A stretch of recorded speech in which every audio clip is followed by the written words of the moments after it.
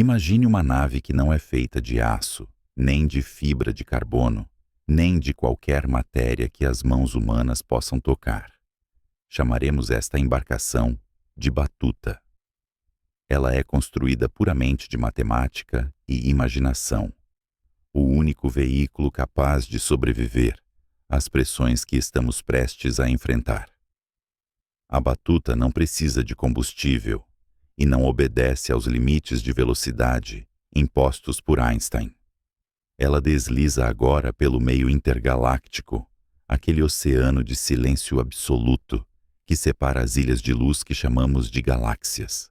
Aqui fora, longe do conforto da Via Láctea, a escuridão não é apenas a ausência de luz, é uma presença física.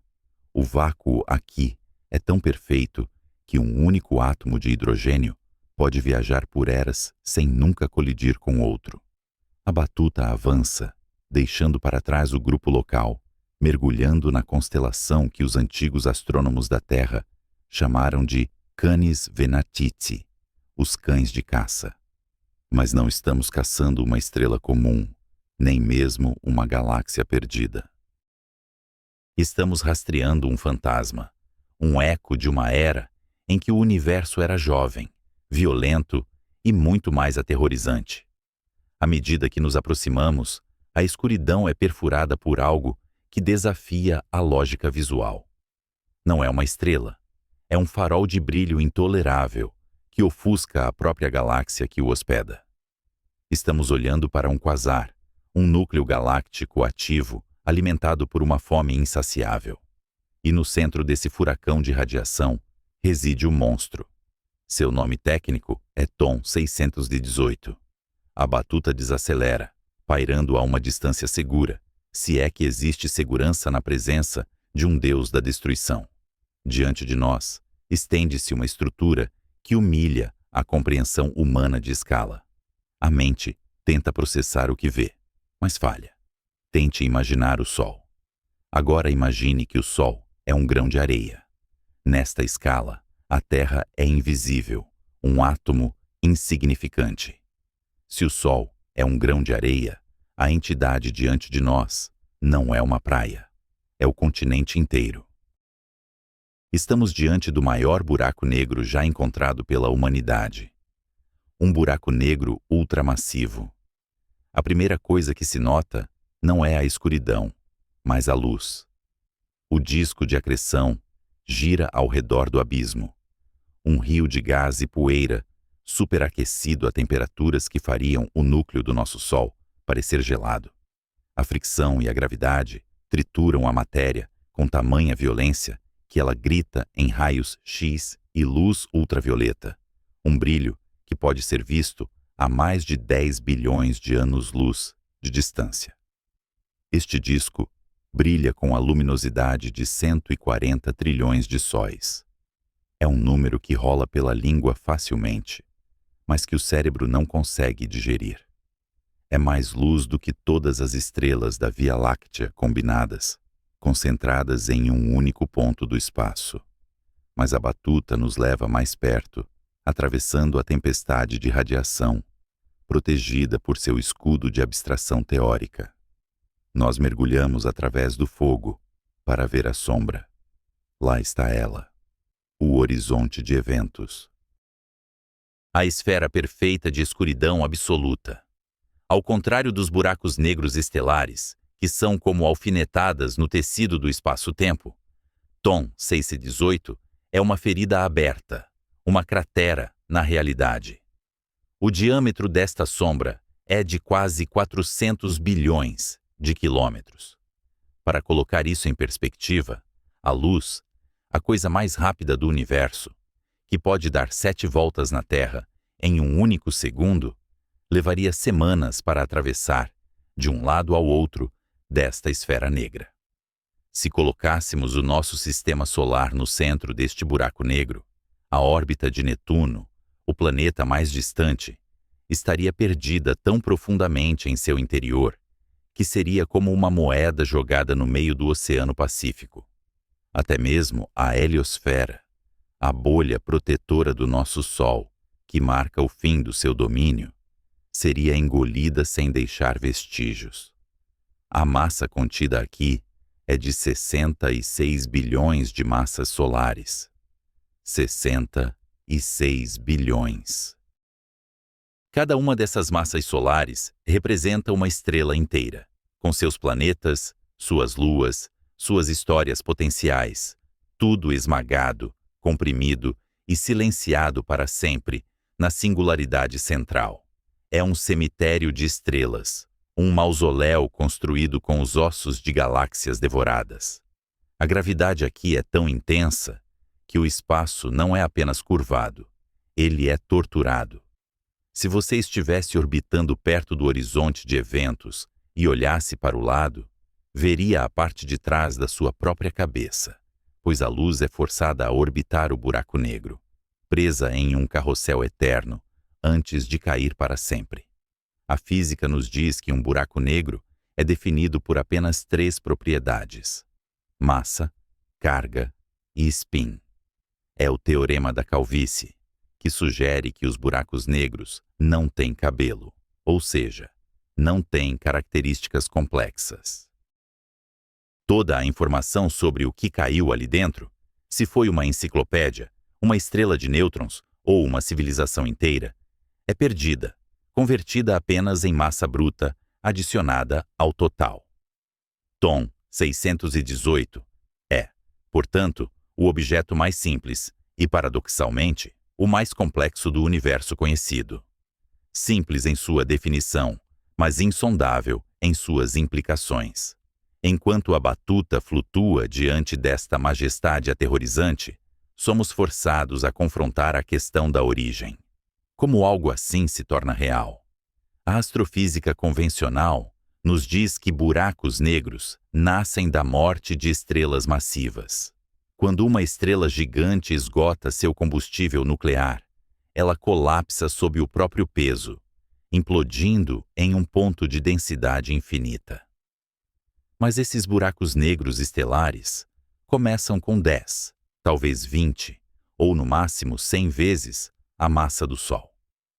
Para chegar a 66 bilhões, um buraco negro teria que se alimentar vorazmente, sem parar, desde o alvorecer do tempo. E aqui reside o mistério, o terror sutil, que permeia os cálculos dos cosmólogos. O universo tem apenas 13,8 bilhões de anos. Mesmo que um buraco negro começasse a comer, no momento em que o universo nasceu, existe um limite físico para a rapidez com que ele pode crescer. Esse limite é conhecido como limite de Eddington. Imagine que você está tentando encher um balde com uma mangueira de incêndio. Se a água vier com muita força, ela espirra para fora e impede que mais água entre. O mesmo acontece com os buracos negros.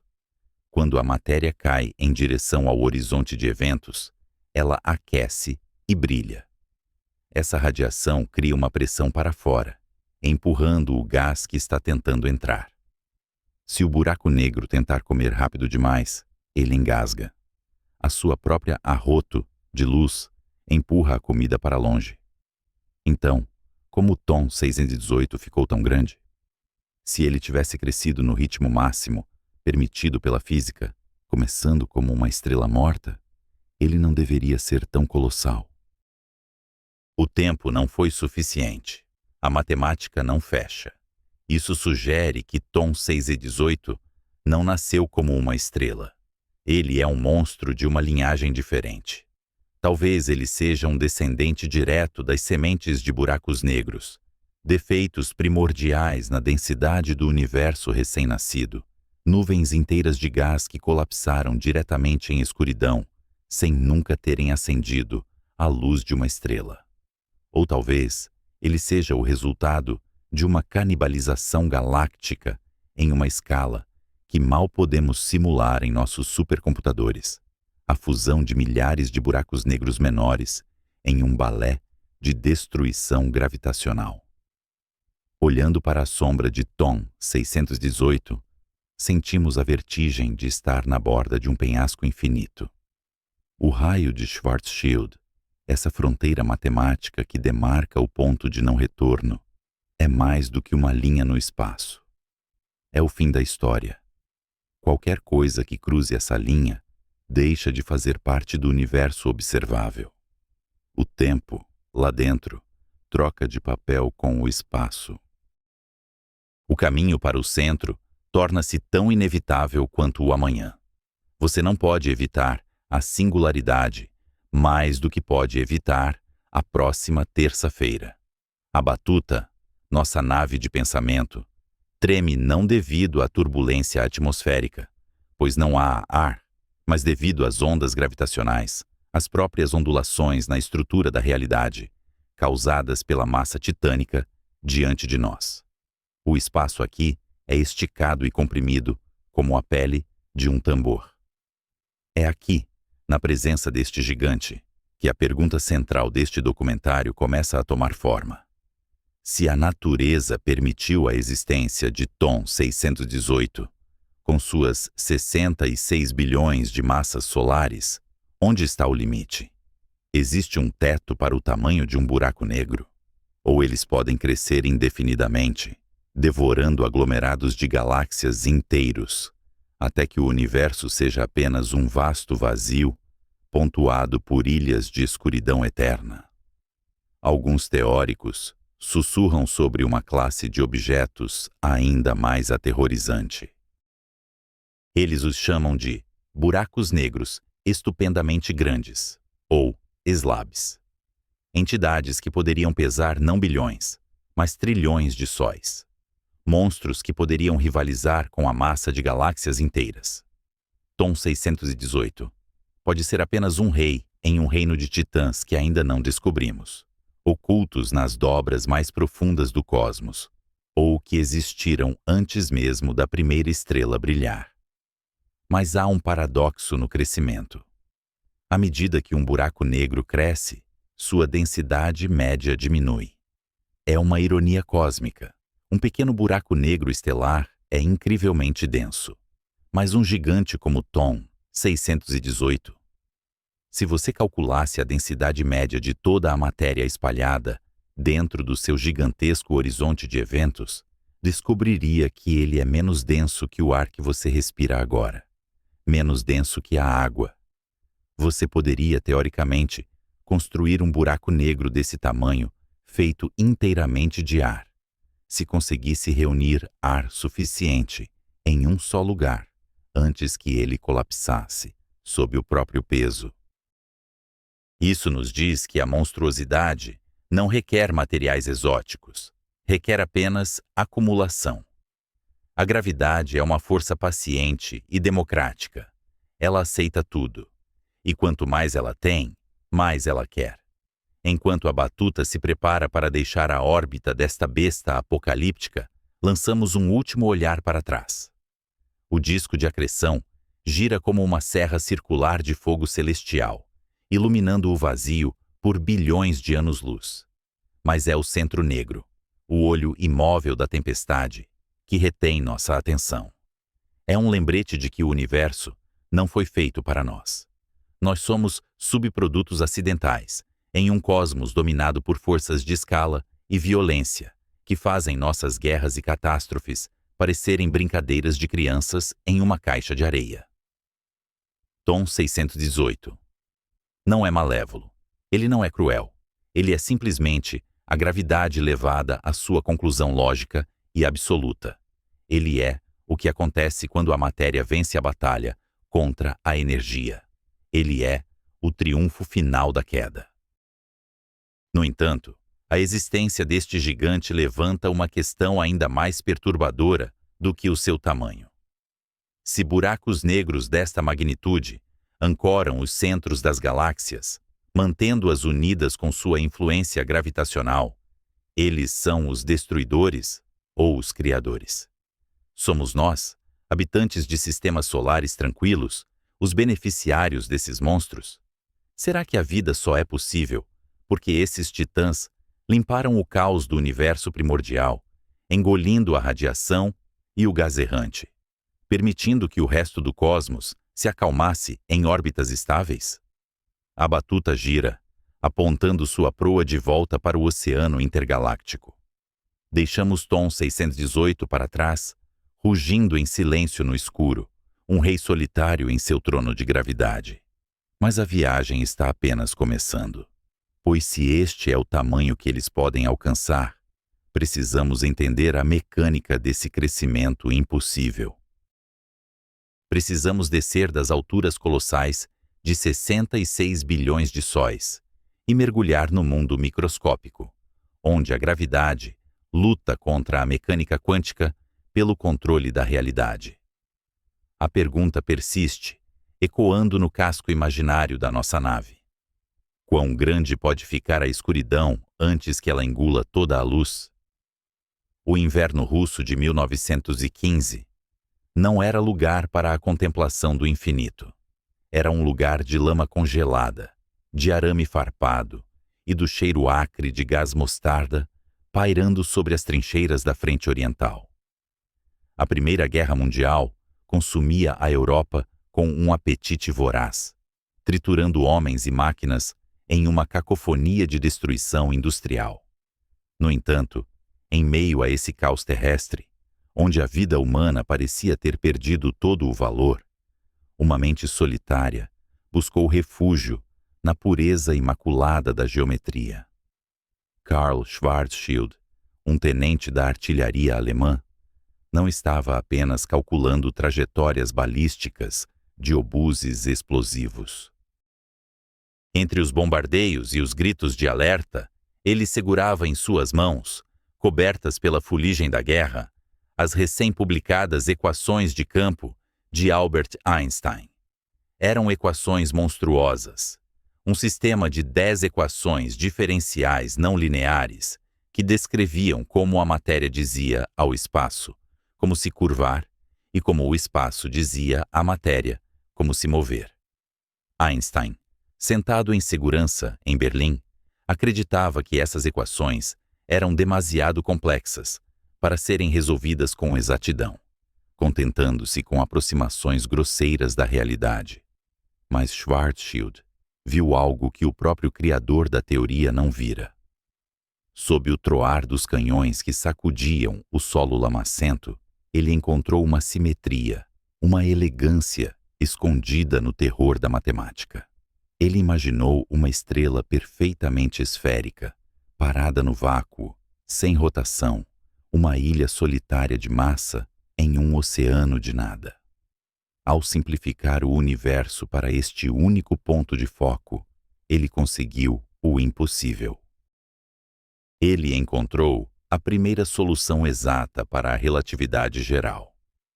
O que ele descobriu, contudo, era mais aterrorizante do que qualquer arma de guerra inventada pelo homem.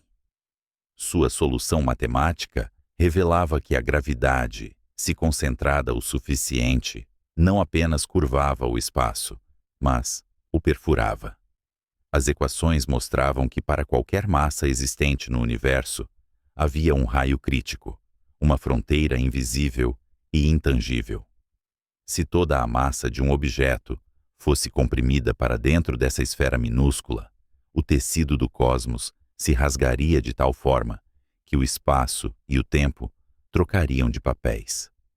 Imagine uma cachoeira onde a água flui cada vez mais rápido à medida que se aproxima da borda.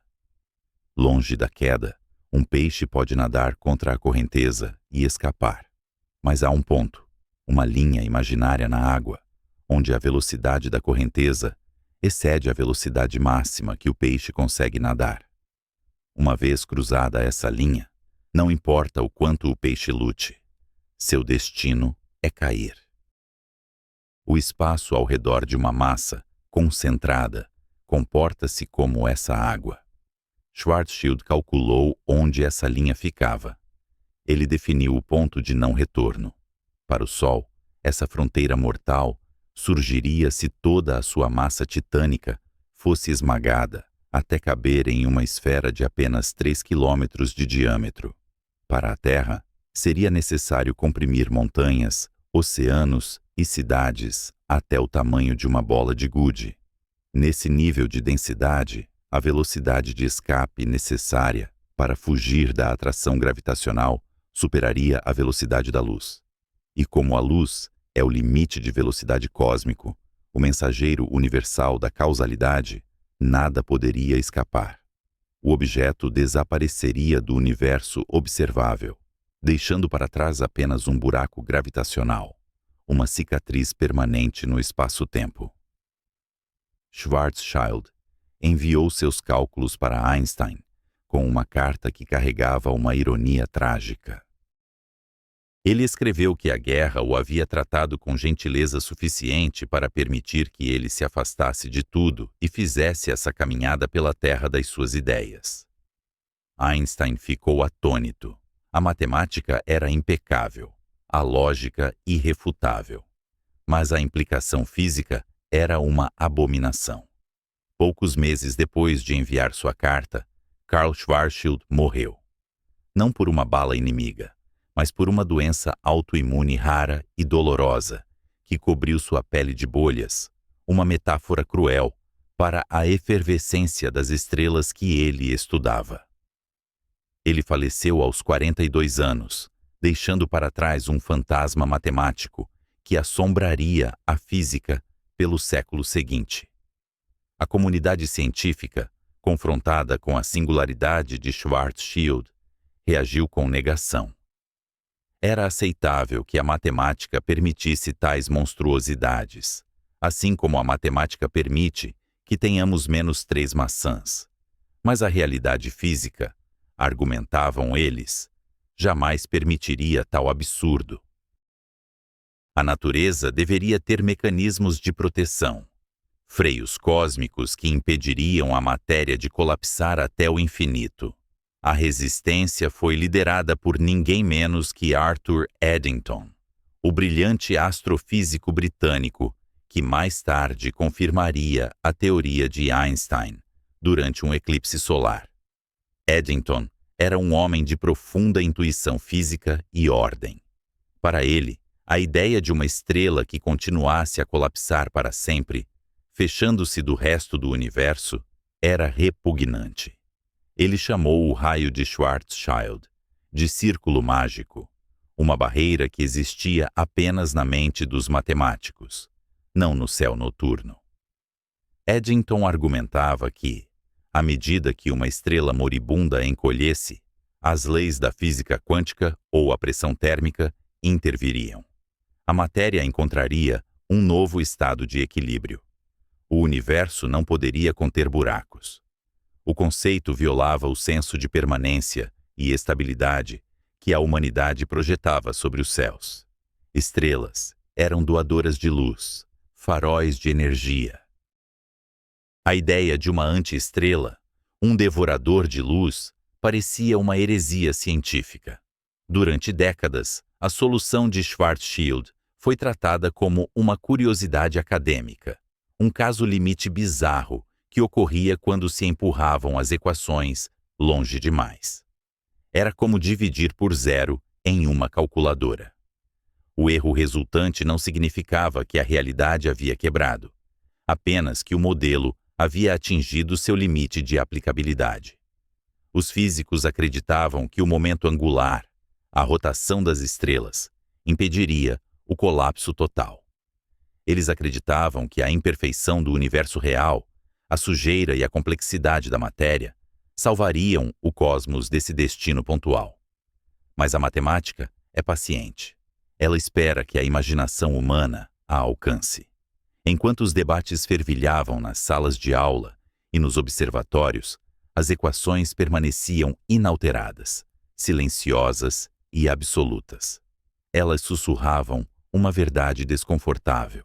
A gravidade é a única força que só atrai, nunca repele.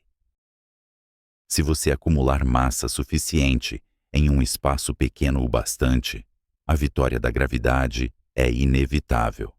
Não há força na natureza, nem a repulsão de elétrons, nem a pressão de nêutrons, capaz de suportar o peso esmagador de uma estrela que decidiu morrer. O que Eddington e seus contemporâneos não conseguiam aceitar era o conceito do horizonte de eventos. Não era uma superfície sólida onde se podia bater como o chão de um planeta. Era uma fronteira feita de tempo. Ao cruzar o raio de Schwarzschild, a dimensão do espaço que aponta para o centro do buraco negro torna-se a dimensão do tempo. O futuro, que para nós é uma direção abstrata para a frente, torna-se uma direção espacial para baixo, em direção à singularidade. Tentar evitar o centro de um buraco negro, uma vez lá dentro, é tão fútil quanto tentar evitar a próxima terça-feira. Essa inevitabilidade geométrica era o que aterrorizava a velha guarda. Significava que o universo tinha alçapões. Significava que a informação, a história de partículas e a luz de civilizações inteiras poderiam ser apagadas do livro da existência. A batalha intelectual entre a intuição de Eddington e a precisão de Schwarzschild definiu a primeira metade do século XX. Foi uma guerra travada não com artilharia, mas com giz e artigos acadêmicos. De um lado, a crença de que a natureza é benevolente e estável. Do outro, a revelação fria de que a natureza segue as curvas da geometria, não importa quão catastrófico seja o destino final. Foi preciso uma nova geração de físicos, homens e mulheres, que nasceram em um mundo já transformado pela relatividade, para olhar novamente para a solução de Schwarzschild e não ver um erro, mas uma profecia. Eles começaram a perguntar, não se tais objetos poderiam existir, mas o que aconteceria se eles fossem reais. E ao fazerem isso, perceberam que a solução de Schwarzschild descrevia apenas o buraco negro mais simples possível, um ponto estático e eterno. Mas o universo não é estático. O universo é dinâmico, violento e está em constante evolução. Se uma estrela pode colapsar em um ponto, o que acontece quando milhões de estrelas se aglomeram nos centros galácticos? O que acontece quando a massa envolvida não é a de um único Sol, mas a de bilhões deles? A rejeição de Eddington atrasou a compreensão dos buracos negros, mas também serviu como um crisol. Obrigou os físicos a refinarem suas teorias sobre a morte estelar, sobre a estrutura da matéria densa e sobre os limites da própria relatividade. Quando a poeira da negação finalmente assentou, o monstro de Schwarzschild ainda estava lá, aguardando no escuro. Ele não era mais apenas uma aberração matemática nas trincheiras de uma guerra esquecida. Ele era a semente de algo muito maior. Pois se a matemática permitia que o espaço se feche sobre si mesmo em escalas estelares, o que a impediria de fazer o mesmo em escalas galácticas? A solução de Schwarzschild abriu a porta para o abismo, mas foi apenas a primeira fresta de luz em um quarto escuro. O que se escondia nas sombras não eram apenas restos de estrelas mortas, mas as âncoras gravitacionais que mantêm as galáxias unidas. A ironia final da descoberta de Schwarzschild é que ela nasceu da morte e da destruição da guerra, mas revelou os objetos que podem ser os criadores e os destruidores definitivos de tudo o que vemos. Ele olhou para o abismo matemático e o abismo olhou de volta, piscando com a luz distorcida de um universo que é muito mais estranho do que Eddington jamais ousou temer. Enquanto a Europa se reconstruía das cinzas da Primeira Guerra, a física teórica estava prestes a entrar em sua própria era de reconstrução. O conceito de um horizonte de eventos deixou de ser uma barreira para o entendimento e tornou-se um convite. Um convite para explorar onde as leis conhecidas terminam e onde uma nova física, governada por densidades infinitas e curvaturas extremas, começa a reinar. Mas para entender quão massivo um buraco negro pode realmente ser, precisamos deixar as trincheiras e os quadros negros e olhar para o céu. precisamos entender como esses pontos de não retorno crescem. Eles se alimentam? Eles se fundem? Ou há um limite, imposto pelo próprio cosmos, para o tamanho da escuridão? A resposta não reside apenas na gravidade, mas na dança complexa entre a matéria que cai e a energia que escapa. Schwarzschild nos deu o buraco, mas não nos disse como ele se torna um gigante. Para isso, teríamos que esperar que a tecnologia alcançasse a teoria, permitindo-nos ouvir os sussurros gravitacionais de titãs colidindo na vastidão. O legado de Schwarzschild é a prova de que a mente humana pode viajar para lugares onde o corpo jamais poderia sobreviver. Ele mapeou a fronteira final antes mesmo que soubéssemos que ela existia. E ao fazer isso, ele lançou um desafio silencioso através do tempo. Se a natureza permite tal monstruosidade, onde estão elas? E quão grandes elas podem ficar antes que a própria estrutura da realidade diga basta? Em uma sala silenciosa da Universidade de Cambridge, no início do século XX, Sir Arthur Eddington estava debruçado sobre folhas de papel cobertas de cálculos, tentando decifrar o coração das estrelas. Enquanto o mundo lá fora se recuperava das cicatrizes da Grande Guerra, Eddington travava uma batalha diferente, uma luta puramente intelectual para entender por que as estrelas não entravam em colapso sob o seu próprio peso colossal. Ele percebeu que a gravidade, aquela força implacável que puxa tudo para o centro, precisava de um oponente.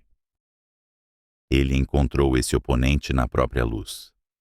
Eddington compreendeu que os fótons, as minúsculas partículas de luz, não eram meros espectadores etéreos, mas carregavam um ímpeto físico, uma força capaz de empurrar a matéria. Dentro de uma estrela, a luz age como um pilar, sustentando as camadas externas contra a queda gravitacional. Mas o que Eddington talvez não pudesse imaginar naquela tarde tranquila é que essa mesma pressão de radiação, esse sopro de luz, se tornaria a chave para entender os monstros mais vorazes do cosmos e o mecanismo que, teoricamente, deveria impedir que eles devorassem o universo inteiro. Nós viajamos agora das equações serenas de Cambridge para o caos absoluto do centro de uma galáxia ativa. Aqui, o gigante adormecido despertou. Mas ao contrário da crença popular, um buraco negro supermassivo não é um aspirador de pó cósmico que engole tudo instantaneamente e sem resistência. A realidade é muito mais violenta e muito mais congestionada. Imagine um banquete, um buffet cósmico de proporções titânicas, onde nuvens de gás, poeira e estrelas desavisadas são os convidados e, ao mesmo tempo, o prato principal. A gravidade é o convite irrecusável que arrasta essa matéria em direção à boca da besta. Contudo, o espaço ao redor do horizonte de eventos é finito. À medida que vastas quantidades de matéria tentam se espremer através desse gargalo espacial, ocorre um engarrafamento de magnitude apocalíptica. A matéria não cai simplesmente, ela espirala. Ela forma um disco de acreção, um carrossel de gás girando a velocidades próximas à da luz. Neste turbilhão, a fricção é a governante suprema. As camadas de gás roçam umas nas outras com uma violência tal que a temperatura dispara para milhões de graus. E aqui reside a grande ironia da alimentação dos buracos negros. Antes de ser devorada, a matéria brilha. Ela brilha com a fúria de 1000 sóis agonizantes, emitindo raios X e radiação ultravioleta em torrentes que desafiam a imaginação. É neste momento que a descoberta de Eddington retorna para assombrar o banquete. A luz gerada por esse frenesi de fricção é tão intensa que ela deixa de ser apenas iluminação e se torna um vento físico, um furacão de fótons soprando para fora. Quanto mais matéria o buraco negro tenta engolir, mais quente o disco se torna, e mais violenta é a radiação emitida. Cria-se, então, uma guerra de forças opostas na borda do abismo. De um lado, a gravidade puxa o gás para dentro, sussurrando promessas de esquecimento eterno. Do outro lado, a radiação gerada pelo próprio gás que cai empurra tudo para fora, como um vendaval, tentando impedir que a chuva toque o solo. Este ponto de equilíbrio precário é o que chamamos de limite de Eddington. É o limite de velocidade cósmico para a gula. Pense nisso como um mecanismo de autoestrangulamento. Se o buraco negro tenta comer rápido demais, se ele puxa mais gás do que pode processar calmamente, o disco de acreção se acende com tal intensidade que a luz resultante sopra o alimento para longe. A radiação atua como um porteiro severo no buffet cósmico, empurrando os convidados para fora do restaurante antes que eles possam chegar à mesa. O buraco negro, em sua ganância cega, acaba por matar a própria fome, privando-se do sustento necessário para crescer. A eficiência deste processo é aterrorizante. Enquanto a fusão nuclear no coração de uma estrela como o Sol converte apenas uma fração minúscula de sua massa em energia, a queda de matéria em um buraco negro é um dos processos mais eficientes do universo conhecido.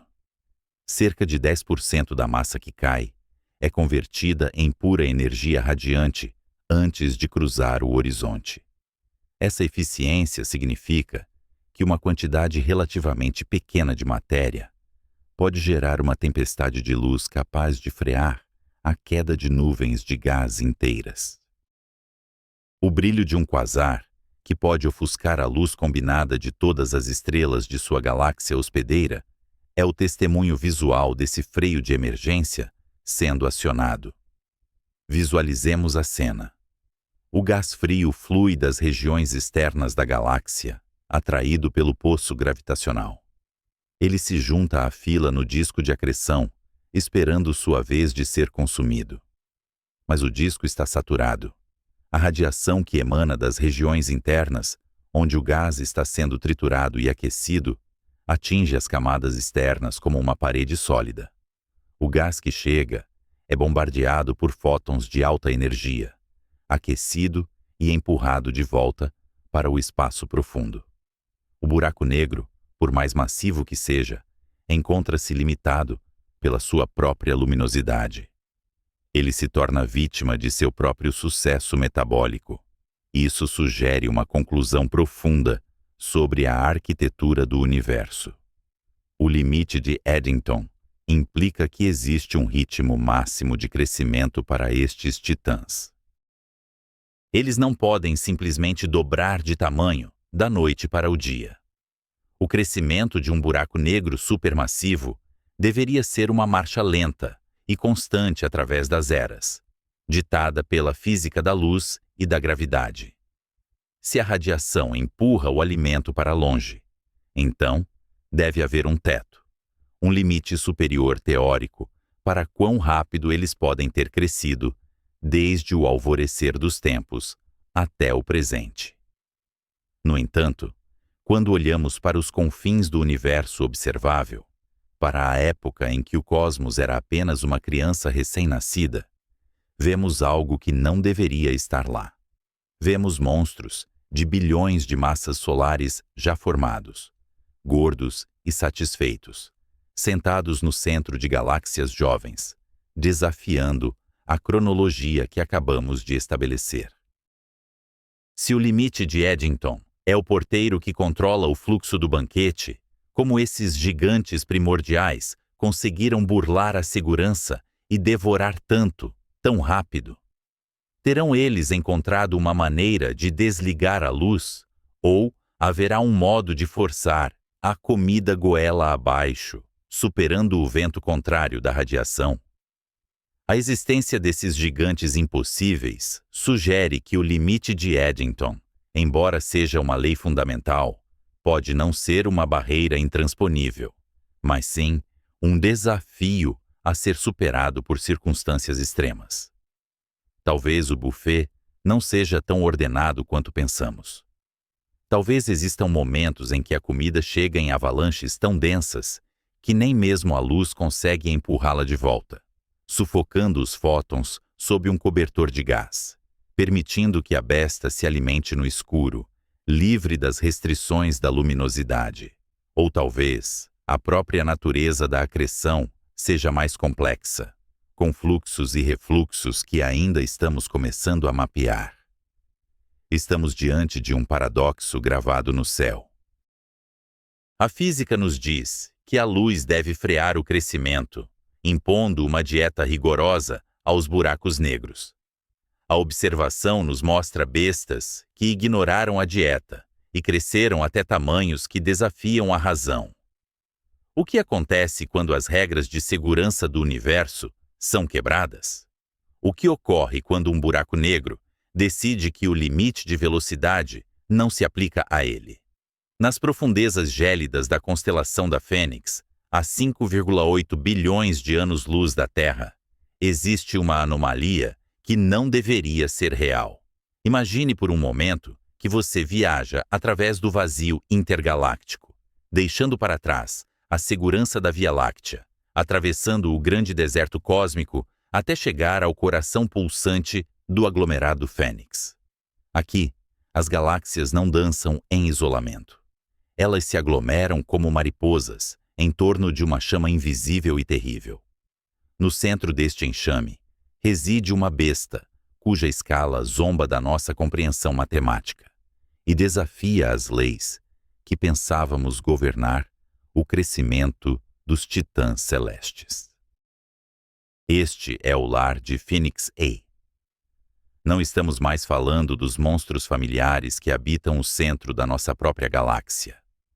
Sagitário A, com seus 4 milhões de massas solares, pareceria uma mera partícula de poeira, um átomo insignificante diante da vastidão devoradora de Phoenix A. Estima-se que esta entidade possua a massa de 100 bilhões de sóis.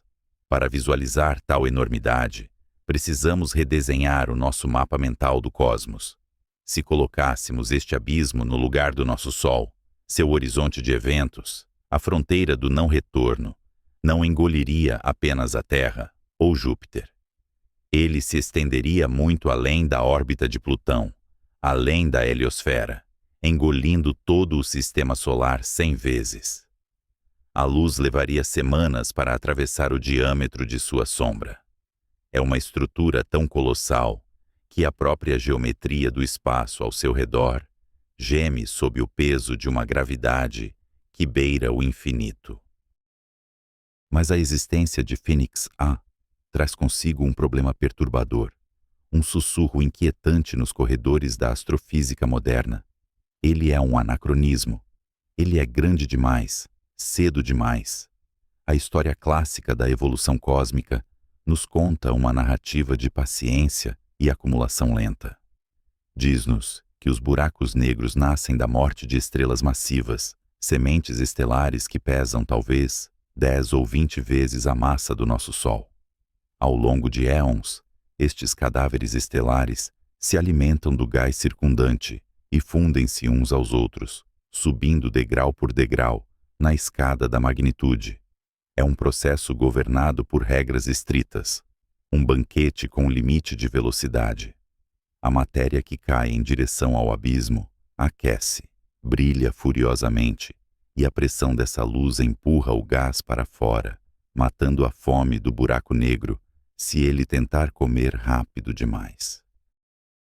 Mesmo se um buraco negro se alimentasse no limite máximo permitido pela física desde o primeiro segundo de sua existência, o tempo decorrido desde o Big Bang até hoje mal seria suficiente para construir um monstro da magnitude de Phoenix A. A matemática não fecha. O tempo é curto demais. É como encontrar uma sequoia milenar em um jardim plantado ontem de manhã. A presença destes buracos negros ultramassivos sugere que algo está fundamentalmente errado, ou pelo menos incompleto, em nossa biografia do universo. Eles não podem ser apenas o resultado de uma dieta constante e fusões ocasionais. Eles exigem uma origem diferente, uma gênese mais violenta e direta. Para resolver este mistério, devemos rebobinar o relógio cósmico, voltando muito antes de Fênix A se tornar o rei de seu aglomerado, voltando para a época da alvorada cósmica. Estamos agora apenas algumas centenas de milhões de anos após o Big Bang. O universo é um lugar diferente, mais denso, mais quente e cheio de um potencial inexplorado. As primeiras estrelas estão apenas começando a acender suas fornalhas nucleares, perfurando a escuridão primordial com luz ultravioleta. Neste cenário arcaico, a matéria normal, o gás hidrogênio e hélio, que compõem tudo o que podemos tocar, encontra-se em um estado de pureza intocada. Não há carbono, não há oxigênio, não há poeira cósmica para ajudar o gás a esfriar. E é aqui, nestas condições singulares, que a natureza pode ter executado um truque de mágica aterrorizante: o colapso direto. A formação de uma estrela é, em essência, uma falha de resistência. Uma nuvem de gás tenta colapsar sob a sua própria gravidade, mas à medida que se comprime, ela aquece. O calor cria pressão, e a pressão luta contra a gravidade. Para que a gravidade vença e crie uma estrela, a nuvem precisa de uma maneira de liberar esse calor, de exalar sua energia térmica para o espaço. Normalmente, moléculas e poeira fazem esse trabalho de refrigeração, permitindo que a nuvem se fragmente em pedaços menores, criando um aglomerado de estrelas de tamanho normal. Mas imagine uma nuvem de gás primordial, imensa e pura, isolada nos primórdios do tempo. Ela começa a colapsar. No entanto, em uma vizinhança cósmica próxima, a primeira geração de estrelas já nasceu. Essas estrelas vizinhas banham nossa nuvem com uma radiação ultravioleta intensa. Esta luz não é apenas iluminação. É uma chave que tranca a porta da formação estelar normal. A radiação destrói as moléculas de hidrogênio que permitiriam à nuvem resfriar-se eficientemente. O gás fica preso em um limbo térmico. Ele está quente demais para se fragmentar em pequenas estrelas, mas é massivo demais para resistir à gravidade para sempre. A nuvem não se quebra. Ela não dá à luz um berçário estelar. Em vez disso, ela permanece inteira, uma única entidade titânica de gás, acumulando massa, crescendo até atingir um ponto de ruptura catastrófico. O equilíbrio entre a pressão térmica e a atração gravitacional é subitamente aniquilado. O que acontece a seguir não é o nascimento de uma estrela. É uma implosão em escala apocalíptica. Não há fusão nuclear para deter a queda. Não há tempo para a estrela brilhar, viver e morrer. A nuvem inteira, pesando talvez 100.000 vezes a massa do Sol, desaba sobre si mesma em um único movimento convulsivo. Em vez de uma semente estelar, o universo dá à luz um monstro totalmente formado. Este é o cenário do buraco negro de colapso direto.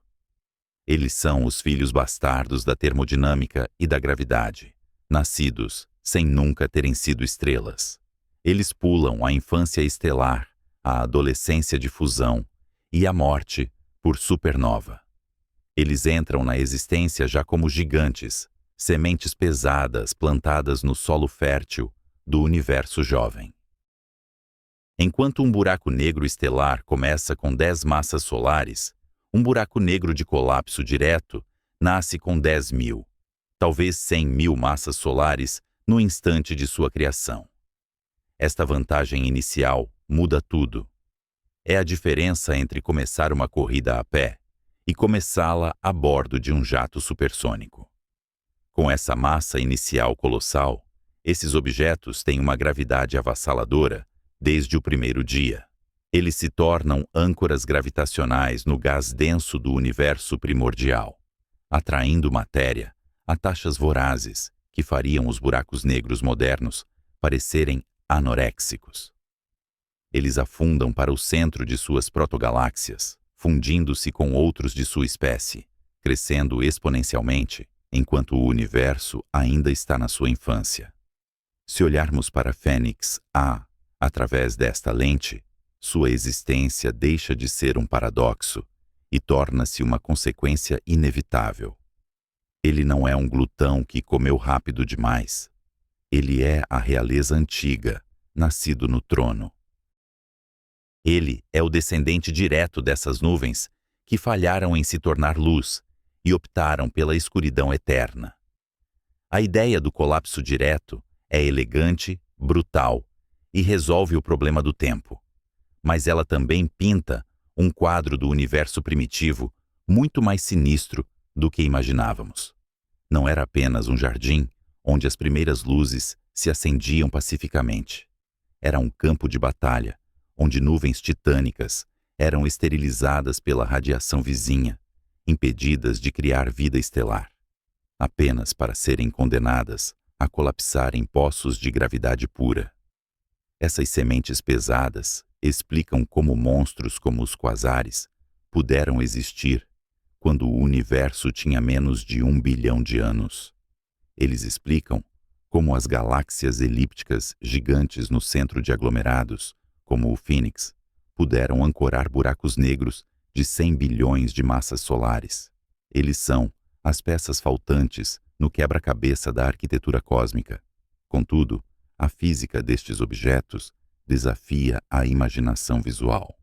Tente conceber o momento do colapso.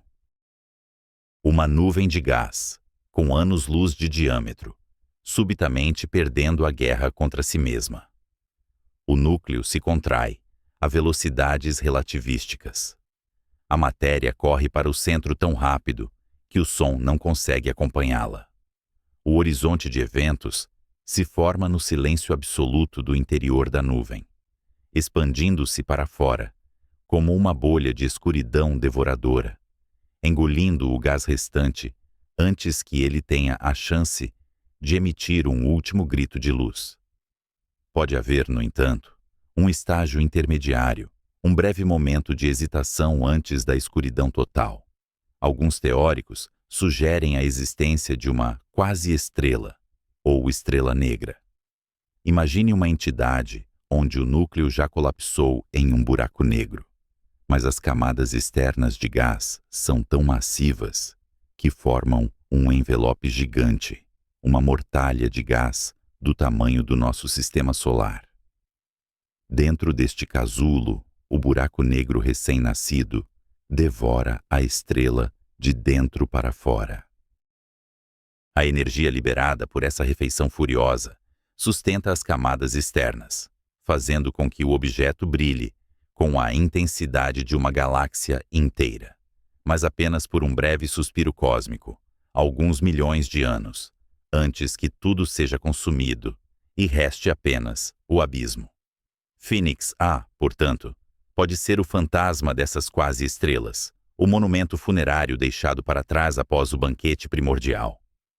Sua massa incompreensível é o registro fóssil de uma era em que o universo permitia excessos que hoje são proibidos. Hoje, o gás está poluído com metais, resfria-se rápido demais, fragmenta-se em estrelas pequenas. A era dos buracos negros de colapso direto acabou. As condições para criar tais monstros desapareceram há mais de 12 bilhões de anos. Nós vivemos nas ruínas frias de uma época de gigantes. Mas a história não termina com a formação. O nascimento é apenas o primeiro ato da tragédia. Uma vez que essas sementes de 100 mil massas solares se formam, elas não ficam paradas. O universo jovem é um lugar caótico, onde pequenas galáxias colidem e se fundem como gotas de chuva em uma vidraça. As sementes pesadas migram para o centro dessas fusões, e quando dois buracos negros desta magnitude se encontram, O tecido do espaço-tempo não apenas se curva, ele se rasga em ondas de choque gravitacionais que ecoam através da eternidade. A detecção destas ondas, vibrações na própria estrutura da realidade, é a nossa melhor esperança de confirmar essa história violenta. Observatórios de ondas gravitacionais futuros, instrumentos sensíveis o suficiente para ouvir os sussurros do universo bebê, poderão captar o som característico de sementes massivas colidindo. Será a prova auditiva de que nossos modelos de crescimento gradual estavam errados, ou pelo menos incompletos. Ao contemplarmos Phoenix A, não estamos apenas olhando para um objeto grande. Estamos olhando para um sobrevivente de uma linhagem extinta. Ele é um ultramassivo, uma categoria que exige sua própria classificação. Supermassivo é uma palavra pequena demais para ele. Ele reside em um reino onde a densidade média dentro de seu horizonte de eventos pode ser surpreendentemente baixa, comparável à densidade do ar que respiramos, mas espalhada por um volume tão vasto que a gravidade resultante aprisiona a luz para sempre. É uma contradição flutuante, um vazio feito de matéria, uma escuridão feita de energia, um fim que estava presente no começo. E enquanto nossos telescópios varrem o céu em busca de mais desses leviatãs, surge uma pergunta ainda mais profunda. Se o mecanismo de colapso direto foi eficiente no universo primordial, se as condições eram perfeitas para criar sementes gigantes, quantos desses monstros estão escondidos nas sombras do espaço profundo, longe dos aglomerados brilhantes, invisíveis e silenciosos, esperando que a matéria errante passe perto demais? Fênix A brilha porque está se alimentando, iluminado pelo gás do aglomerado mais brilhante do universo conhecido. Mas e os seus irmãos que não têm o que comer? Eles estariam lá fora, vagando pelo vazio intergaláctico, buracos negros ultramassivos órfãos, ejetados de suas galáxias natais por interações gravitacionais violentas, navegando na escuridão eterna, como icebergs invisíveis capazes de afundar mundos inteiros sem aviso prévio. A descoberta de Phoenix A abriu a caixa de Pandora. Ela nos forçou a aceitar que o universo é capaz de criar escuridão em uma escala industrial, muito além do que a morte de simples estrelas poderia explicar. Estamos diante de uma mudança de paradigma. A gravidade, essa força fraca e persistente, quando deixada sem controle nas condições certas, não constrói apenas sóis e planetas. Ela constrói devoradores de mundos instantâneos. O céu noturno, antes visto como um tapete de estrelas pontilhado por buracos negros ocasionais, revela-se agora como um oceano profundo, onde as estrelas são apenas a espuma na superfície, e as verdadeiras correntes são movidas por monstros nascidos no alvorecer do tempo. O que mais se esconde na era das trevas cósmicas? Se o colapso direto é possível, qual é o limite superior? Existe um limite? Ou Phoenix A é apenas um degrau intermediário para algo ainda mais vasto? Uma classe de singularidades que dominam não apenas aglomerados, mas filamentos inteiros da teia cósmica? À medida que nos aprofundamos na natureza desses gigantes, percebemos que a nossa ignorância é tão vasta quanto os horizontes que tentamos medir. Imagine as grandes catedrais góticas da Europa medieval. Em Beauvais, na França, arquitetos do século XIII tentaram erguer o coro mais alto do mundo, uma torre de pedra que tocaria os céus e desafiaria a própria gravidade. Eles empilharam bloco sobre bloco, esticando os arcobotantes até o limite da resistência dos materiais.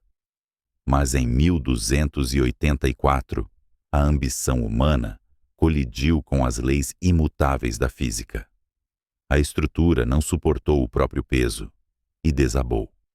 Havia um limite para o quão alto a pedra poderia subir antes de ceder. No cosmos, os arquitetos são a gravidade e o tempo, e suas catedrais são os buracos negros ultramassivos. Até agora, observamos estes monstros devorando matéria, crescendo de sementes estelares para titãs que ancoram galáxias inteiras. Vimos como eles dobram a luz e o tempo. Mas, assim como a pedra de Beauvais, a mecânica de crescimento destes abismos possui um teto invisível, uma barreira matemática, desenhada não pela falta de alimento, mas pela própria natureza da matéria que tentam consumir. Chegamos agora à fronteira teórica, um número que ressoa como um ultimato na escuridão. 50 bilhões de massas solares. Para entender por que este limite existe, precisamos visualizar a refeição do gigante.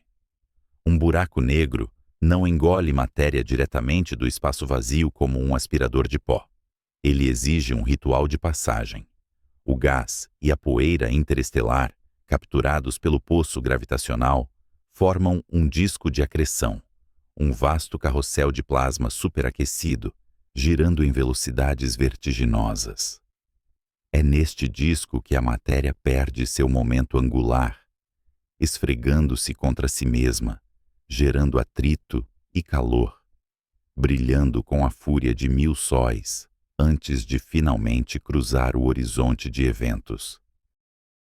Enquanto o buraco negro mantém uma massa modesta, digamos, alguns milhões ou até alguns bilhões de vezes a massa do Sol, este processo é eficiente.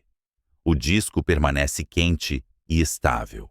A gravidade do buraco negro domina tudo, mantendo o gás em uma espiral da morte ordenada e contínua. O monstro é alimentado e cresce. Mas à medida que nos aproximamos da marca de 50 bilhões, a geometria do universo começa a conspirar contra o crescimento. Um buraco negro, desta magnitude, é uma entidade de proporções quase inconcebíveis. Seu horizonte de eventos se estende por uma distância que engoliria todo o nosso sistema solar, muitas vezes. Consequentemente, o disco de acreção necessário para alimentá-lo deve ser ainda maior, estendendo-se por centenas de anos-luz no espaço profundo. E é aqui, nas periferias frias deste disco colossal, que a estabilidade se rompe. Nestas distâncias vastas, a atração gravitacional do buraco negro central, embora imensa, começa a competir com a gravidade do próprio gás.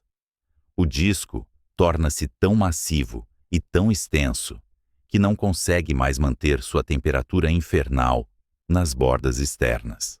O gás esfria, e na termodinâmica do cosmos, o resfriamento é o prelúdio do colapso. Imagine um rio caudaloso correndo em direção a uma cachoeira. Enquanto o canal é estreito e íngreme, a água flui rápida e turbulenta. Mas se o rio se alarga em um delta imenso e plano, a água perde velocidade, estagna e começa a formar ilhas de sedimentos. No disco de um buraco negro ultramassivo, ocorre um fenômeno semelhante. O gás frio perde a pressão interna, que o impedia de desabar sobre si mesmo. Em vez de fluir suavemente para dentro da boca da besta, o disco se fragmenta. A gravidade local assume o comando. Nuvens de hidrogênio e hélio começam a se aglutinar, tornando-se cada vez mais densas, até que a fusão nuclear se acende em seus núcleos.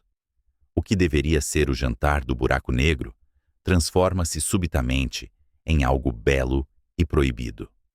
O disco de acreção deixa de ser um transportador de combustível e torna-se um berçário estelar. Milhares, talvez milhões de novas estrelas acendem-se nas bordas do disco. Esta é a ironia suprema da astrofísica de altas energias.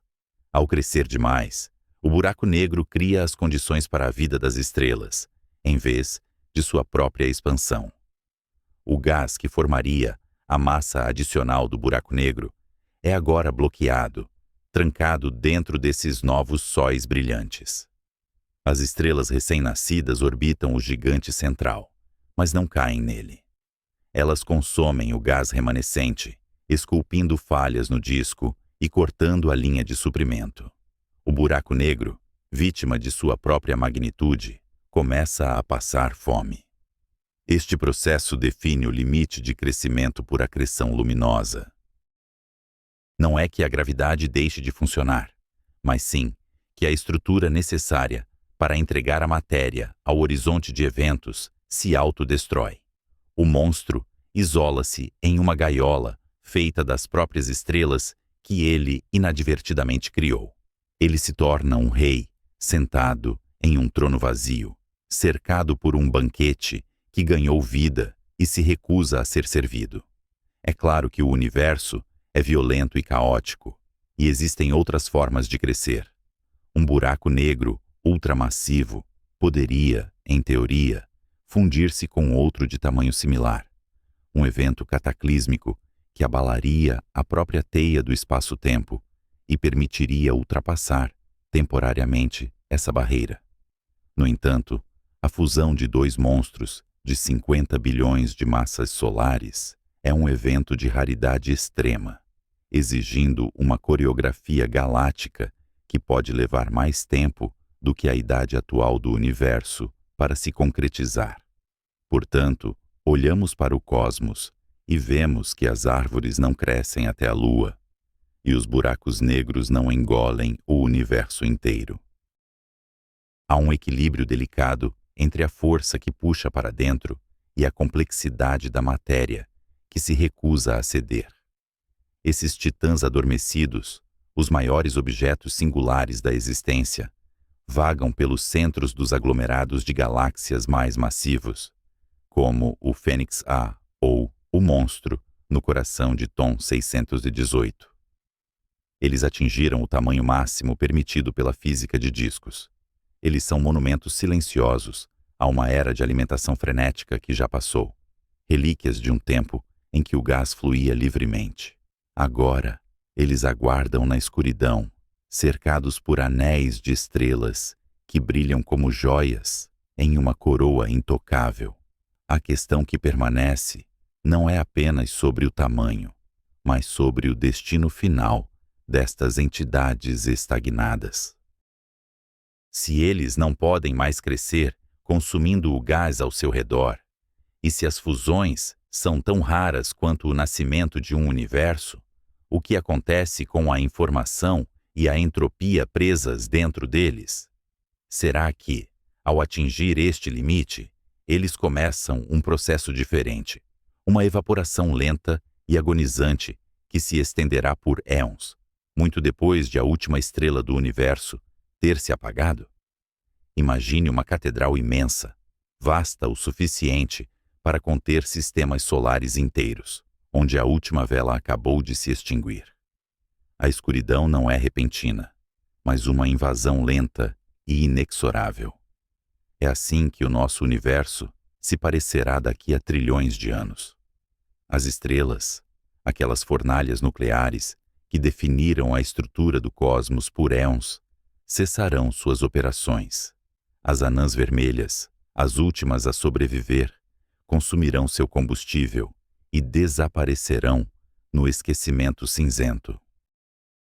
O que resta não é o vazio absoluto, mas um cemitério de remanescentes estelares, um vasto oceano de cadáveres frios, onde os únicos predadores que restam são os monstros que criamos em nossa imaginação e confirmamos com nossa matemática.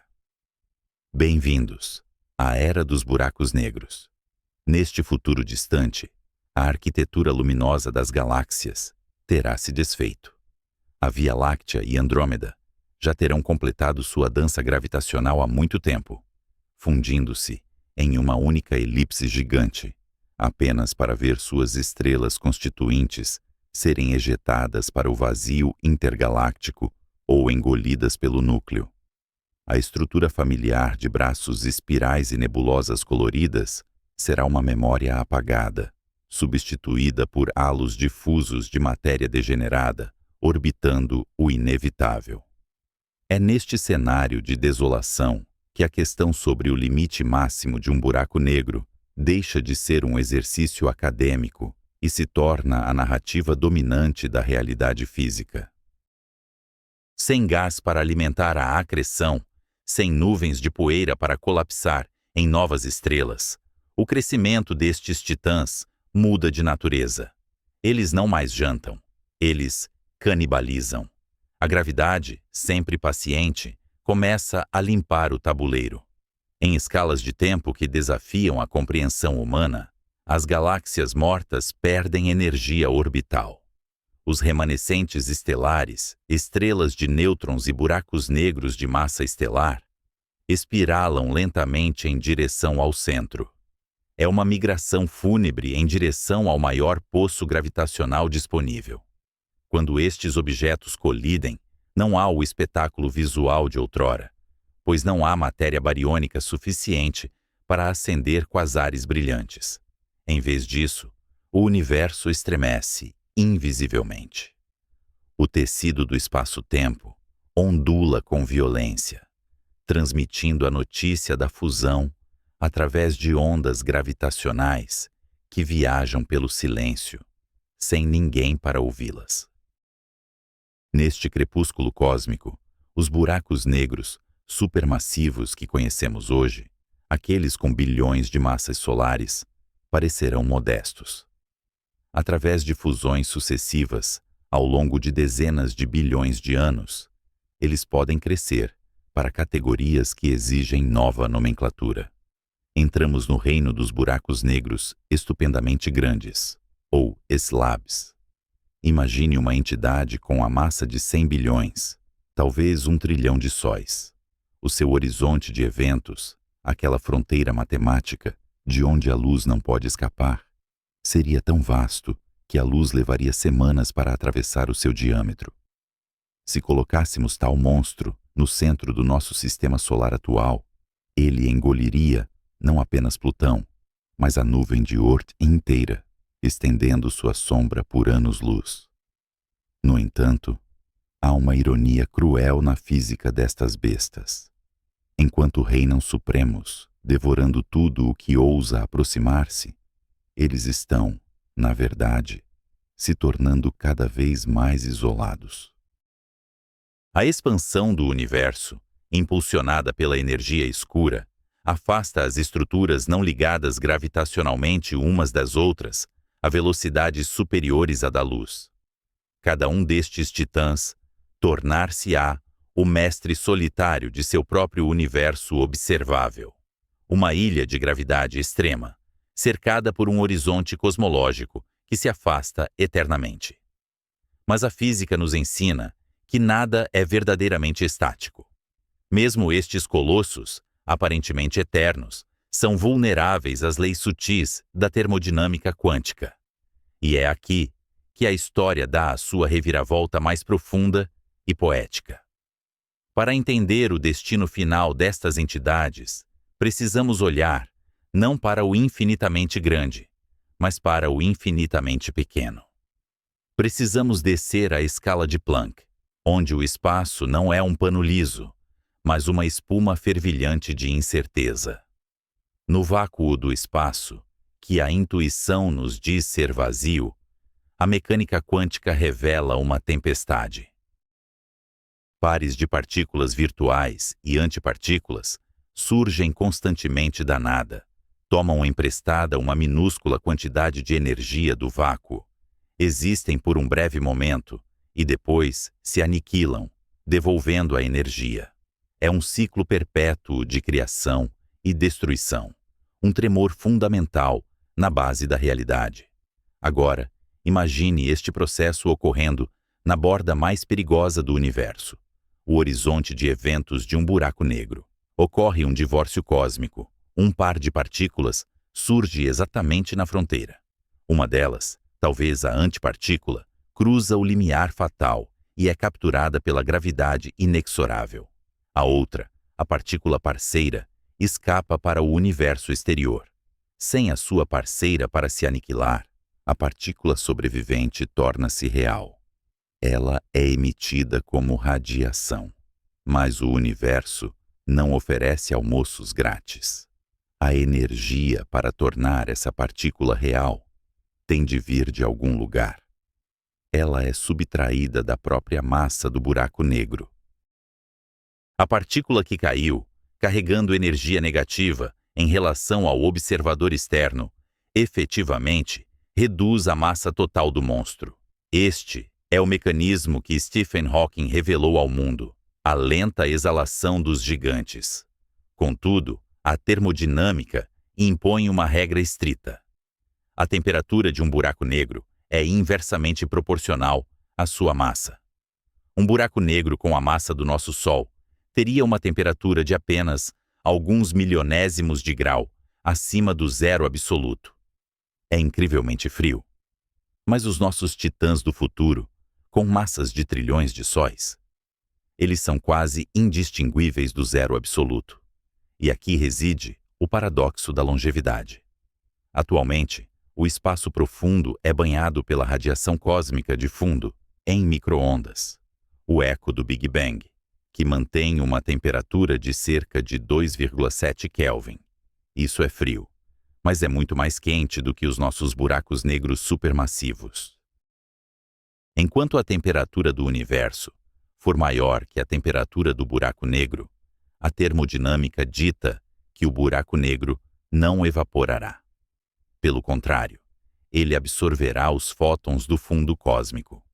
Ele se alimentará do frio do espaço, crescendo lentamente, apenas por existir num banho morno de radiação antiga. Portanto, estes reis solitários devem esperar. Devem esperar que o universo se expanda e esfrie ainda mais. Devem esperar que a radiação de fundo se estique até comprimentos de onda tão longos que a temperatura do espaço caia abaixo da sua própria temperatura infinitesimal. Somente então, após eras que fariam a idade atual do universo parecer um piscar de olhos, a evaporação pode realmente começar. E será um processo excruciantemente lento. Um buraco negro supermassivo não evapora como uma poça de água ao sol. Ele evapora átomo por átomo, fóton por fóton, ao longo de escalas de tempo que desafiam a notação matemática. Estamos falando de um número de anos que requer 100 zeros para ser escrito. Um Google de anos.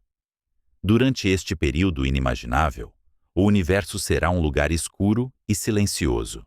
As galáxias terão se dispersado. A matéria bariônica, prótons e nêutrons, pode ter decaído se as teorias da grande unificação estiverem corretas, deixando os buracos negros como os únicos guardiões da massa no cosmos. Eles serão as últimas brasas, flutuando numa noite sem fim. Mas à medida que perdem massa, a sua temperatura aumenta. O processo acelera. O que começa como uma exalação gélida e imperceptível, torna-se, após eras incontáveis, uma febre. O gigante encolhe. O seu horizonte de eventos recua. A curvatura do espaço-tempo ao seu redor relaxa o seu aperto mortal. Nos seus momentos finais, quando o buraco negro for reduzido ao tamanho de um átomo, ele não desaparecerá silenciosamente.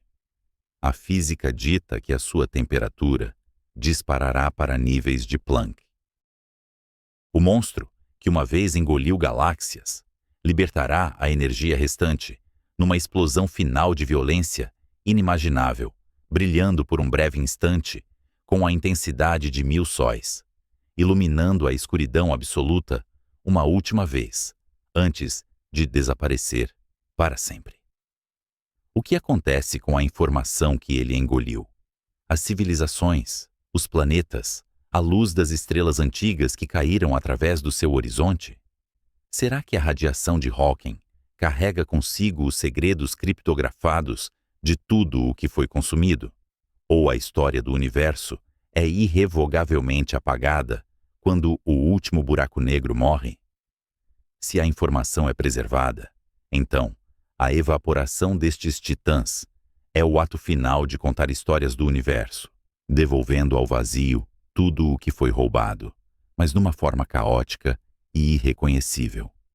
Se a informação é perdida, então a morte do último buraco negro, supermassivo, marca o verdadeiro fim da história, o momento em que o passado deixa de ter qualquer conexão causal com o futuro. Quando o último destes gigantes explodir, dispersando as suas partículas finais, num universo que se aproxima da entropia máxima, o cosmos entrará na sua fase final. A Era das Trevas. Um mar de fótons frios, neutrinos e partículas elementares, flutuando num espaço que se expande cada vez mais rápido, onde nada acontece e nada jamais acontecerá novamente. O tempo, desprovido de eventos para marcá-lo, perderá o seu significado. Mas antes desse silêncio final, enquanto os buracos negros ainda reinam, eles servem como os últimos relógios do universo. A sua evaporação é a areia na ampulheta da eternidade. Eles são a prova de que mesmo as prisões mais perfeitas da natureza, aquelas que nem a luz pode escapar, não são eternas. A mecânica quântica, com a sua incerteza intrínseca, garante que nada, nem mesmo a morte térmica, é perfeitamente estável. Olhamos para o céu noturno hoje e vemos estrelas. Mas um viajante do tempo, posicionado naquele futuro distante, olharia para cima e veria apenas a escuridão impenetrável, ignorando que naquelas sombras residem os verdadeiros mestres da gravidade, evaporando lentamente os seus impérios, devolvendo ao vácuo a massa que roubaram, numa penitência cósmica que dura quase para sempre. Será que neste processo de decaimento final, na fronteira entre a existência e o nada, reside a semente de algo novo? Se o espaço-tempo é elástico e a energia nunca é destruída, apenas transformada, poderia a morte do último buraco negro supermassivo ser não um fim, mas um prelúdio? Em 14 de fevereiro de 1990, a 6 bilhões de quilômetros do Sol, uma máquina solitária executou uma pirueta final no vazio gelado. A Voyager 1, obedecendo a um comando enviado através do abismo, virou suas câmeras para trás, para o lugar de onde veio. Naquele vasto mosaico de escuridão, capturou um cisco de luz, um pixel suspenso em um raio de sol espalhado. Aquele pálido ponto azul continha todas as guerras, todos os amores, todas as esperanças e, crucialmente, todas as mentes que já ousaram olhar para cima e perguntar do que o universo é feito. É uma ironia cósmica suprema que, a partir desse grão de poeira vulnerável, uma espécie biológica com vida efêmera tenha conseguido estender seus sentidos para tocar os monstros que devoram a própria luz. Nós somos criaturas feitas de matéria bariônica, a espuma delicada do cosmos. Somos construídos por átomos forjados em estrelas que morreram, mantidos juntos por forças eletromagnéticas frágeis, vivendo em um intervalo de temperatura onde a água flui e a química é possível. Somos, por definição, estruturas de baixa entropia, tentando desesperadamente manter a forma contra o caos. E, no entanto, ousamos medir o imensurável. Ao longo desta jornada, descemos aos poços gravitacionais mais profundos da realidade. Testemunhamos o nascimento de titãs, que rasgam o tecido do espaço-tempo, e observamos os limites teóricos, onde a própria física parece gritar em agonia. Mas agora, no crepúsculo desta investigação, devemos confrontar a verdade mais desconcertante de todas. Não é apenas sobre quão grandes esses buracos negros podem ficar, mas sobre o que a existência deles diz sobre nós e sobre o destino final da matéria.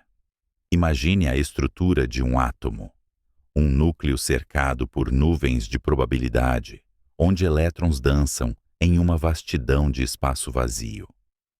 Se o núcleo fosse uma uva no centro de um estádio de futebol, os elétrons estariam nas arquibancadas mais distantes.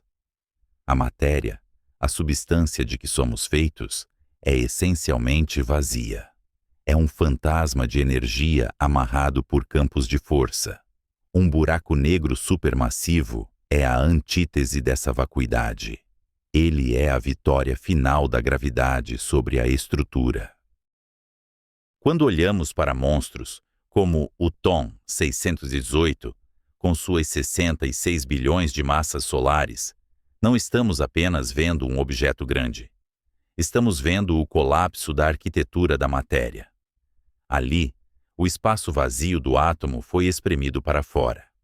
A resistência dos elétrons, a pressão de degenerescência dos nêutrons, as forças nucleares que mantêm a realidade coesa, tudo falhou. A gravidade venceu. O buraco negro é o lugar onde o universo desistiu de manter as aparências e sucumbiu ao peso de sua própria existência. Essa fragilidade da matéria bariônica diante da gravidade suprema é aterrorizante. Se você se aproximasse de um desses gigantes, muito antes de cruzar o horizonte de eventos, as forças de maré começariam a disputar cada célula do seu corpo. Mas em buracos negros, ultramassivos, uma morte mais sutil aguarda. O horizonte é tão vasto que você poderia cruzá-lo sem sentir nada. A curvatura é suave, enganosa.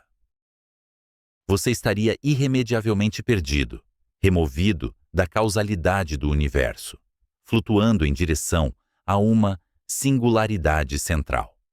E seus átomos ainda estariam intactos, ignorantes de que seu futuro foi apagado. É uma aniquilação silenciosa, onde o tempo e o espaço trocam de papéis, e a única direção possível é para o fim. Mas aqui reside o triunfo do pálido ponto azul. Nós não precisamos viajar até lá para saber disso. Presos em nossa rocha úmida, orbitando uma estrela de tamanho médio, em um braço espiral esquecido, a mente humana construiu naves feitas de matemática. Usamos a luz, esse mensageiro fiel que viaja através das eras, para sondar as sombras. Observamos as estrelas que orbitam o centro da nossa galáxia, a Via Láctea. Vimos a S2, uma estrela jovem e azul, ser chicoteada a velocidades alucinantes ao redor de um ponto invisível. Como observadores de uma dança, onde um dos parceiros é um fantasma, deduzimos a massa, a rotação e a localização precisa do parceiro oculto. Calculamos o peso da escuridão. Essa capacidade de abstração é o verdadeiro contrapeso à gravidade dos buracos negros. Enquanto a gravidade busca comprimir toda a informação em um único ponto sem dimensão, a consciência busca expandir a informação, espalhá-la, compreendê-la. O universo é uma batalha constante entre a entropia gravitacional, que quer fechar todas as portas, e a complexidade que tenta mantê-las abertas, apenas o suficiente para que a vida observe o espetáculo. E descobrimos que até os monstros têm limites. A natureza, em sua infinita sabedoria legislativa, impôs um teto. Não podemos simplesmente empilhar massa infinitamente. Chega um ponto, talvez em torno de 100 bilhões de massas solares, onde o mecanismo de alimentação se quebra. O disco de acreção, aquele anel de fogo que nutre a besta, torna-se tão massivo e estendido que sua própria gravidade começa a competir com a do buraco negro. O disco se fragmenta. Ele colapsa sobre si mesmo para formar novas estrelas, antes que possa espiralar para dentro do abismo. A comida se recusa a ser comida. Ela escolhe brilhar. É uma barreira poética. O universo parece dizer que a escuridão não pode crescer para sempre. Há um limite para a destruição, um ponto onde a criação de estrelas, a forja dos elementos da vida, reafirma sua prioridade sobre o consumo cego. Mesmo os buracos negros, ultramassivos, os reis silenciosos do cosmos, são servos das leis da termodinâmica e da mecânica orbital. Contudo, a história não termina com o equilíbrio atual. O tempo é o verdadeiro oceano em que esses monstros nadam, e o tempo é profundo. Olhando para o futuro distante, muito além da Era das Estrelas, entramos na Era Degenerada. As galáxias se dispersarão ou colapsarão. As estrelas que conhecemos queimarão seu último combustível e se tornarão anãs brancas, estrelas de nêutrons ou buracos negros menores. A luz no universo diminuirá, passando do branco brilhante para o vermelho profundo, e finalmente para o infravermelho, até que a escuridão reine.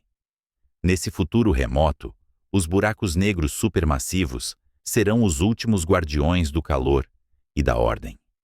Eles terão varrido suas galáxias, absorvido tudo o que ousou se aproximar, e agora reinarão sobre cemitérios estelares. Eles se tornarão as únicas fontes de energia significativas, não pela fusão nuclear, mas pela extração de energia rotacional de seus ergosferas, ou pela lenta evaporação quântica. Aqui, a fragilidade da nossa matéria bariônica torna-se absoluta. Prótons podem decair. A matéria sólida pode deixar de existir, mas os buracos negros permanecerão. Eles são as estruturas mais simples e perfeitas possíveis. Um buraco negro não tem montanhas, não tem atmosfera, não tem complexidade química. Ele é definido apenas por massa, carga e rotação. 3 números. É a geometria pura, feita forma. Enquanto nós, seres complexos e bagunçados, somos desfeitos pelo tempo, a perfeição geométrica do buraco negro persiste, mas nem mesmo a geometria é eterna. Stephen Hawking nos ensinou que o vácuo não é vazio. Pares de partículas virtuais surgem e desaparecem constantemente. No horizonte de eventos, essa dança quântica rouba a energia do monstro. Uma partícula escapa, a outra cai, e o buraco negro paga a conta com sua própria massa. É um processo inimaginavelmente lento para gigantes dessa magnitude. Um buraco negro supermassivo levaria Googles de anos para evaporar. Um tempo tão vasto que, se cada século fosse um grão de areia, todas as praias da Terra não seriam suficientes para contar o primeiro segundo dessa eternidade. No entanto, acontecerá. O gigante encolherá. A escuridão que sustentava a galáxia começará a brilhar, primeiro com ondas de rádio frias, depois com luz visível, raios X e, finalmente, raios gama. Em seus momentos finais, o objeto mais pesado do universo, que uma vez definiu a estrutura de bilhões de estrelas, explodirá com a força de 1 milhão de bombas nucleares, devolvendo ao universo a energia que roubou ao longo de eons. E depois, nada. Apenas fótons esfriando em um universo em expansão acelerada. Essa visão do fim pode parecer desoladora. Pode fazer com que a nossa existência no pálido ponto azul pareça não apenas frágil, mas fútil. Se tudo termina em radiação fria e espaço vazio, qual é o ponto de calcularmos o peso desses titãs? Por que nos importamos com o limite de massa de um buraco negro, se, no final, a massa é apenas uma ilusão temporária de energia concentrada? A resposta reside na própria natureza da descoberta. O universo, em sua vastidão inorgânica, não sabe que existe. As estrelas não sabem que brilham. A gravidade não sabe que puxa. O buraco negro não sabe que é massivo. Somos nós. Somos o mecanismo pelo qual o universo acorda. Somos a matéria bariônica organizada de tal forma que pode processar a informação contida na luz das estrelas mortas. Ao calcularmos quão massivo pode ser um buraco negro, estamos fazendo mais do que resolver uma equação. Estamos afirmando que a mente, apesar de sua fragilidade física, possui uma robustez que rivaliza com a gravidade. A gravidade pode esmagar uma estrela, mas não pode esmagar uma ideia. A gravidade pode prender a luz, mas não pode prender o entendimento de como a luz é presa. Nós olhamos para o abismo, para esses drenos cósmicos onde o espaço cai sobre si mesmo, e não recuamos com medo supersticioso. Nós pegamos nossas réguas de luz e nossos relógios atômicos e medimos a fera. Nós traçamos os limites do seu poder. Nós definimos as fronteiras do seu reino. Talvez a nossa existência física seja um acidente estatístico, uma fina camada de musgo biológico em uma rocha molhada. Mas a nossa capacidade de compreender a escala da realidade nos eleva. Somos os únicos seres capazes de sentir a vertigem do infinito e, ainda assim, continuar olhando. Os buracos negros supermassivos são os monumentos da gravidade, as lápides das galáxias e os motores da evolução cósmica. Eles são a prova de que o universo é violento, extremo e indiferente. Mas o fato de que podemos compreendê-los, de que podemos prever o seu comportamento e pesar a sua alma escura, é a prova de que o universo também é inteligível. E nessa inteligibilidade, encontramos o nosso lugar. Não somos os mestres do universo físico. Somos irremediavelmente superados em massa e energia. Somos poeira ao vento estelar, mas somos poeira que pensa. Somos poeira que sonha.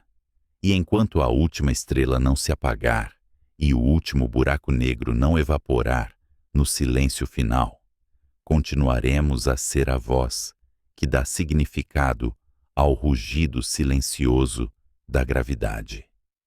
A escuridão é vasta, pesada e antiga. Mas a luz da compreensão, por mais tênue que seja, é a única coisa capaz de iluminar o peso exato dessa noite eterna. E se o universo é uma pergunta feita na linguagem da física, será que nós somos, finalmente, a resposta?